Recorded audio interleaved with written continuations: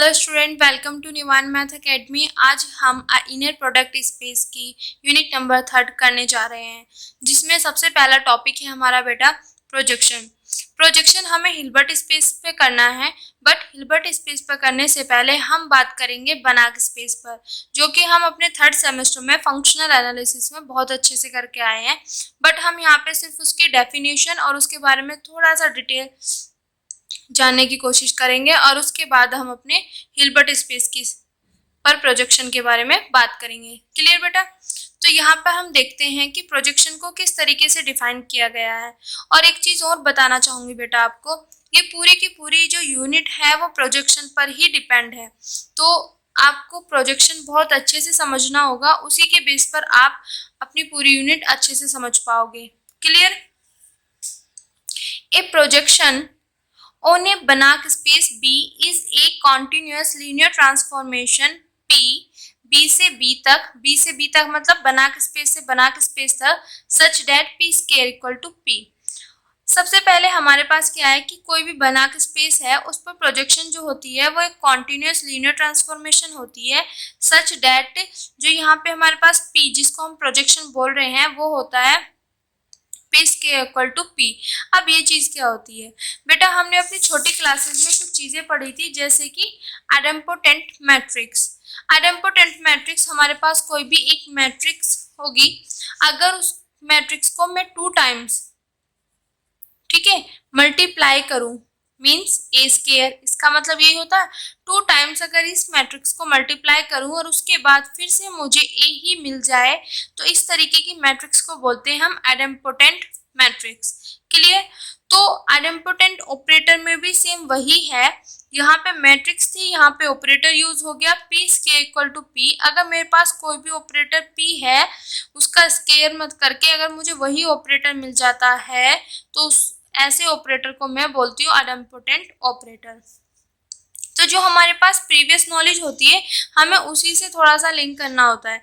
जैसे यहाँ पे आइडेम्पोटेंट मैट्रिक्स था तो मुझे पता था, मैंने छोटी क्लासेस में पढ़ा हुआ आइडेम्पोटेंट मैट्रिक्स क्या होती है। तो यहाँ पे बात तो सेम ही है, सिर्फ रीजन मतलब स्पेस चेंज हो गया है। वहाँ पे मैट्रिक्स के लिए बात कर रहे हैं, यहाँ पे ऑपरेटर के लिए बात कर रहे हैं। तो यहाँ पे हो गया this is idempotent operator. Clear बेटा? तो ये चीज देखो यहाँ पे, तो ये मेरे पास क्या हो गया यहाँ पे आइडेम्पोटेंट ऑपरेटर। दूसरी तरीके से हम इसको कैसे कह सकते हैं कि ये मेरे पास कोई भी एक प्रोजेक्शन होगी, जो ये लीनियर ट्रांसफॉर्मेशन है, दिस इज लीनियर ट्रांसफॉर्मेशन। इस प्रोजेक्शन होगा ऑन बी पे। इसको प्रोजेक्शन हम कब बोलेंगे, जब ये पी जो है मेरे पास ये क्या बन जाए आइडेम्पोटेंट ऑपरेटर बन जाए और पी क्या हो जाए कॉन्टिन्यूस हो जाए ऑन बी पर। क्लियर? तो ये बात की हमने बनाक स्पेस पर। एंड वहां पे एक थ्योरम और एक लाइक के रिजल्ट वहां पे था कि अगर मेरे पास पी कोई भी प्रोजेक्शन हुई on A Banach space B पर, एंड इफ एम और एन, यहाँ पे लिया capital M capital N, R its range और नल स्पेस, मीन्स जो हमारे पास m और n है वो नल रेंज है, m जो है वो रेंज है, n जो है वो नल स्पेस है, देन m और n आर क्लोज्ड लीनियर सब स्पेस ऑफ B। तो m भी और n भी दोनों के दोनों B के क्लोज्ड लीनियर सब स्पेस होंगे, सच दैट किस तरीके से कि B को मैं लिख सकती हूँ m और n दोनों के डायरेक्ट सम की फॉर्म में। इतना क्लियर हो गया? अब इसको थोड़ा सा मैं डायग्राम से बताना चाहूंगी इस तरीके से कि अगर P मेरे पास कोई प्रोजेक्शन है बनाक स्पेस पर, तो वहां पे M और N, M जो है वो रेंज स्पेस है, N जो है वो नल स्पेस है, हम वहां पर लेते हैं।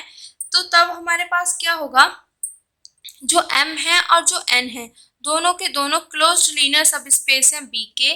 किस तरीके से है कि B को उन दोनों की डायरेक्ट सम की फॉर्म में हम लिख सकते हैं। एंड डायरेक्ट सम का मतलब क्या होता है वो चीज मैं बताना चाहूंगी। इसमें पहला जो पॉइंट आता है वो है कि इन दोनों के बीच में जो कॉमन है वो सिर्फ 0 वेक्टर है। वेक्टर का हम बात कर रहे हैं ना, वेक्टर और स्केलर वो चीज आती है। तो यहाँ पे जो इन दोनों के बीच में जो कॉमन है वो सिर्फ 0 वेक्टर है। इंटरसेक्शन का मीनिंग आप अच्छे से जानते होंगे। इंटरसेक्शन जब भी हम करते हैं हम देखते हैं दोनों में कॉमन क्या है, दोनों में जो इसमें भी हो इसमें भी हो, तो सिर्फ इन दोनों में जो कॉमन है वो 0 वेक्टर है। क्लियर।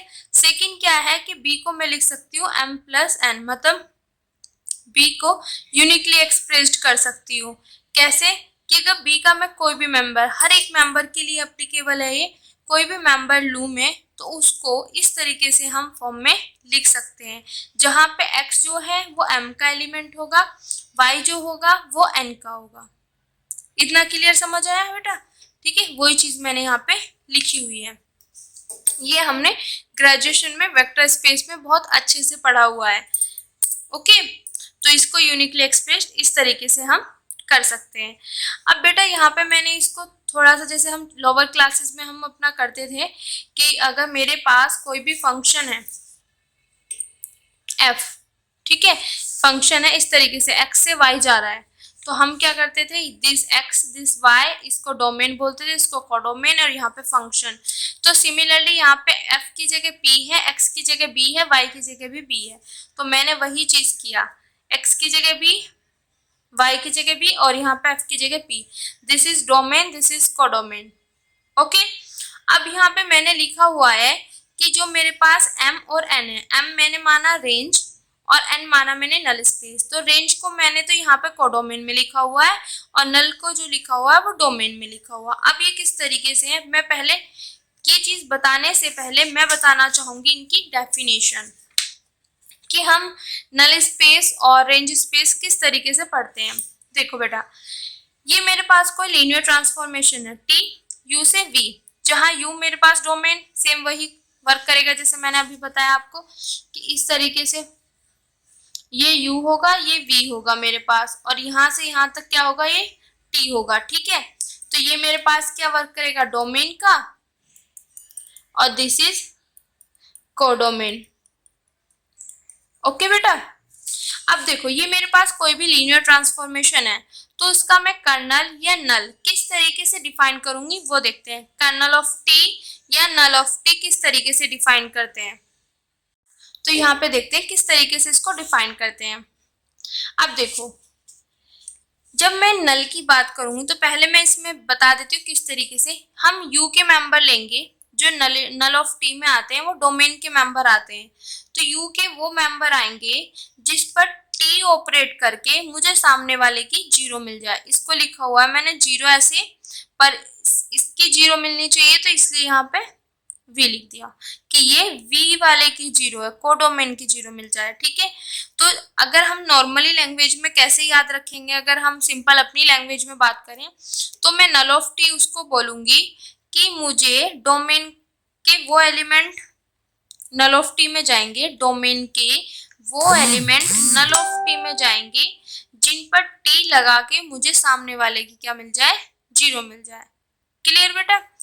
अब ये तो मेरे बात, यहाँ से मुझे एक चीज क्लियर हो गया कि इसमें जो नल ऑफ टी में जो मेंबर जाएंगे वो डोमेन के जाएंगे।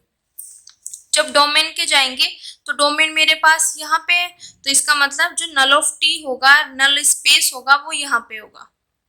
क्लियर बेटा? और ये है क्लोज्ड है, ये बता ही दिया मैंने।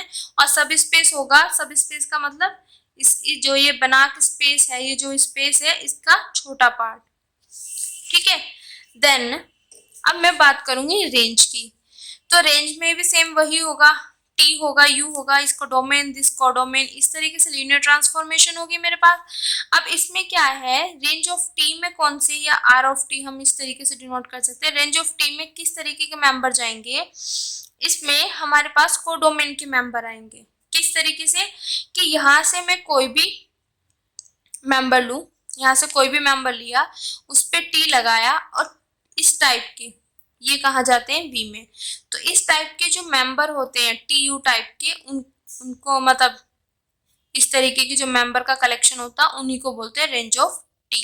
तो समझने की कोशिश करो बेटा, जब हम नल ऑफ टी की बात करते हैं तो हम ये देखते हैं कि इस यू के में ऐसे कौन से मेंबर रखूं जिस पर टी लगाऊं और मुझे सामने वाले की जीरो मिल जाए।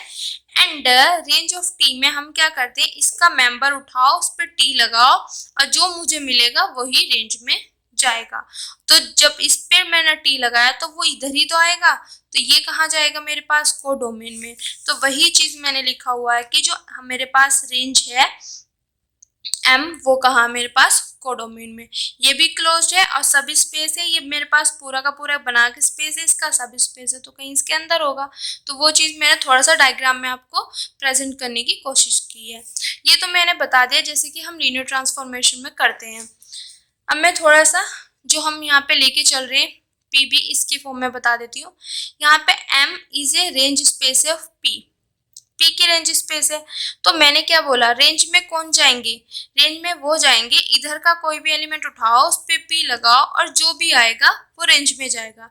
तो मैंने यहाँ पे इस वाले V का डोमेन से, बेटा ये ध्यान रखना है, इस तरीके से है ना, तो इसका मैंने x लिया, इस पे P लगाया, तो px जो भी मेरे पास आया वो इस वाले इसमें गया, तो इसको क्या बोलते हैं हम, रेंज स्पेस। ठीक है। देन नल स्पेस में क्या जाता है कि मैं इधर के वो नंबर लूंगा जिसपे P लगा के मुझे सामने वाले की 0 मिल जाए। तो इधर से मैंने एक x लिया, ठीक है, और इस पे P लगा के मुझे अगर सामने वाले की 0 मिल जाती है तो वो जाते। तो यहाँ पे ध्यान रखना कि P लगाने पे इधर के वो मेंबर नल में जाएंगे जिसपे P लगाने पे सामने वाले की 0 मिलती है, तो ये वाले मेंबर नल में जाते हैं। क्लियर। तो बेटा ये थोड़ा सा मैंने इसमें बताया था कि रेंज क्या होता है, नल स्पेस क्या होता है, क्योंकि इनका बहुत ज़्यादा इम्पोर्टेंस है हमारे पूरी यूनिट में, तो इनको अच्छे से आप समझना। अगर कहीं भी कोई डाउट हो तो प्लीज़ कमेंट बॉक्स में मैसेज करना। आई होप आपको अच्छे से ये चीज़ें समझ आ गई होगी। और ये चीज़ अपनी लैंग्वेज में लिखना कि रेंज में क्या होता है, रेंज में इधर से कोई भी उठाओ उस पर P लगाओ, जो भी मिलेगा वो हमारे पास रेंज में जाएगा, मतलब PX टाइप में। नल में क्या होता है, इधर के वो मेंबर जाएंगे जिसपे P लगाने पे मुझे सामने वाले की 0 मिल जाए। क्लियर बेटा। तो आई होप आज का लेक्चर आपको अच्छे से समझ आया होगा। आज के लिए थैंक यू सो मच। अगर आपको मेरी वीडियोस, मेरे लेक्चर्स पसंद आ रहे हैं तो please like subscribe my channel और उन बच्चों तक जरूर पहुंचाएं जिनको उनकी नीड है। Thank you so much.